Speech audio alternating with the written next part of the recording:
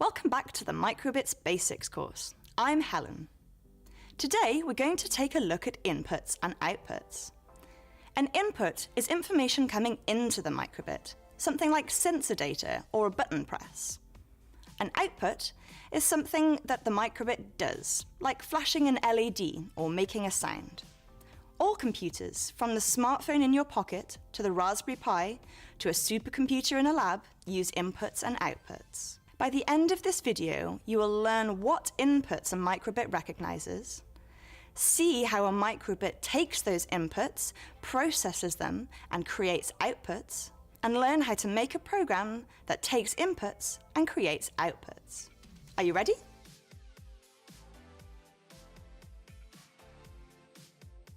So what inputs does a microbit have? Take a look at this microbit. On the front, you'll see two buttons, each of which is an input. An input is information coming into your device from sensors, buttons, or any kind of hardware that's collecting data for processing. On a normal computer, an input might be your mouse, a keyboard, or a webcam. On a microbit, your inputs are the push buttons, a thermometer which detects temperature, a magnetometer which is like a compass, an accelerometer which detects movement, and your Bluetooth and radio receivers. There are also a series of rings along the bottom of the microbit. These are pin connectors which can be used for additional inputs, such as extra sensors, or they can be used as outputs, controlling external devices such as lights, speakers, or motors. All of the microbit's inputs deliver information to the central processing unit, or CPU, where they are processed and used to trigger outputs. So, how can we code our microbit to take information, process it, and deliver outputs? Let's go back to the Make Code block editor. Remember, this is microbit specific, but there are other ways to code. For example, you can use Scratch for block-based programming, or for the next level up in complexity, you might want to try a text-based language, such as JavaScript or Python. The simplest way to turn an input into an output is by using an input block. Choose the input you want to use, for example, on button A pressed, or a set movement like on shake, then drag it into your coding area. Next, drag the output you want, for example, show string hello, into your input block. And there you have it. We've just turned an input into an output. You may have noticed down arrows on some of your blocks. Whenever you see one of those, you can change the function of the block. For example, from on button A pressed to on button B pressed. Have you ever wondered how the background in your iPhone moves as you tilt it? Or how your phone can register your movements in a game like Just Dance? Well, we're going to make a simple version using the accelerometer on your microbit.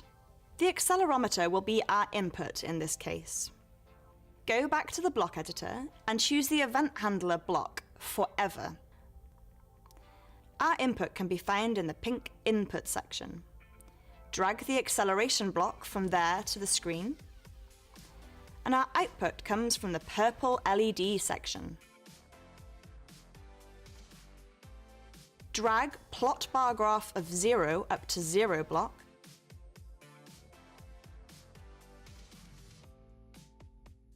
slot acceleration into plot bar graph, and change the second value to 1000. Let's see if it works. Wobble the mouse over the simulator to imitate movement. It works! So, what next? Once your code is ready, you'll need to transfer it to your microbit, just like this. Connect your microbit to your computer using a USB cable.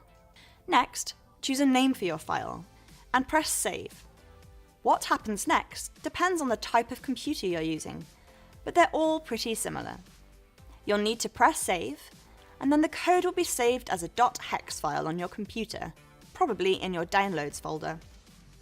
Once you've saved the file onto your computer, you can drag and drop your .hex file from the location where you saved it onto the microbit, which will appear as a drive when you plug the microbit in. Your microbit is ready to use when the yellow light stops flashing.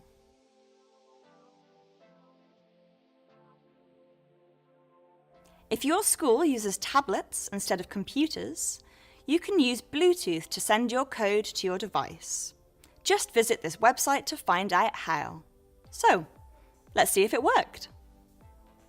If we hold it very still, you see just one dot on the LED matrix. But when I tilt it, or move it suddenly, or drop it, or throw it in the air and catch it, look what happens. All the lights flash.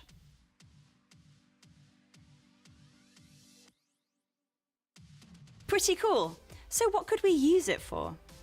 In my classroom, we've used input from the accelerometer to conduct experiments on toy cars or paper aeroplanes. What would you use it for? Don't be afraid to think outside the box and get creative. So, we've now seen how the microbit, just like any computer, takes input, processes it, and creates output. We've also started to see how the microbit comes alive when you don't just focus on code. You can use it to focus on real-world problems and digital creativity. I'm looking forward to seeing you in the next session, where we'll take a deeper look at how code can help you get creative with the microbit. Happy coding, and I'll see you soon.